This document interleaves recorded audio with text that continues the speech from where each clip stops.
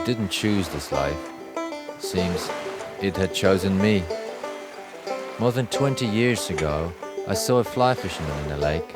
The trout were rising all around him, and the man's casting was like calligraphy in motion. In that moment, I realized I have always been a fly fisherman too. It's just that until then, I didn't know it. And so the journey began into the world of trout and its mystery.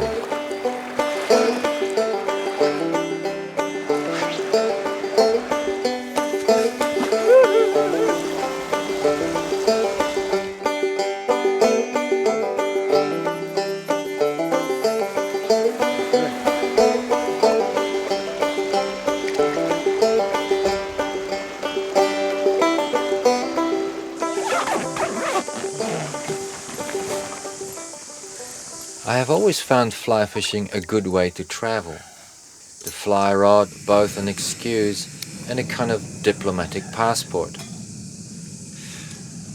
Looking for trout can take you into some extraordinary places, and the rivers have a way of drawing us in.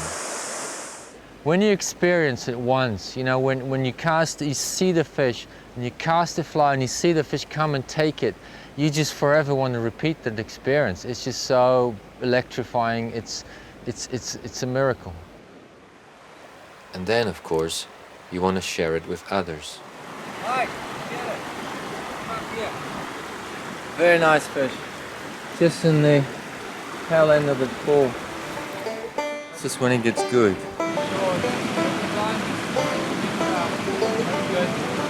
Yep. We just came up after a couple of miles of walking, of not seeing a single fish, and then found this wonderful rainbow trout here, and Mark hooked it with the first cast and he released it almost just as quickly, so we're going to find another one. Yep! Woohoo! What a take! The west coast is the brown trout country. The fish are big, tough and wary. Just the kind of challenge we were looking for. This was the cicada season. For the trout, the time of plenty and carelessness.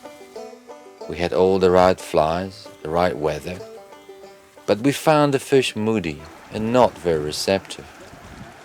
They sat deep in the water and mostly spooked within the first couple of casts. Well, mostly.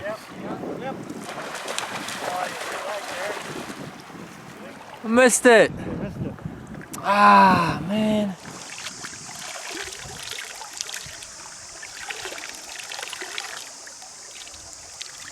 This is amazing. This New Zealand backcountry. Water is so clear, you can fish it, you can drink it, bottle it.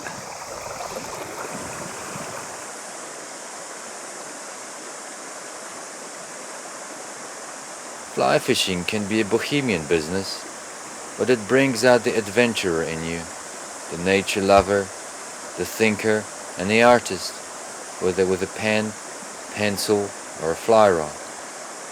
Like a pilgrim, you can knock on doors, ask for help, and it's all perfectly justifiable. You are, after all, on a sacred journey, and along the way, you just never know who you're going to meet. The fate of the rivers is close to my heart. I think that rivers are extraordinarily beautiful. Of all the features in nature, what is more entrancing than a river?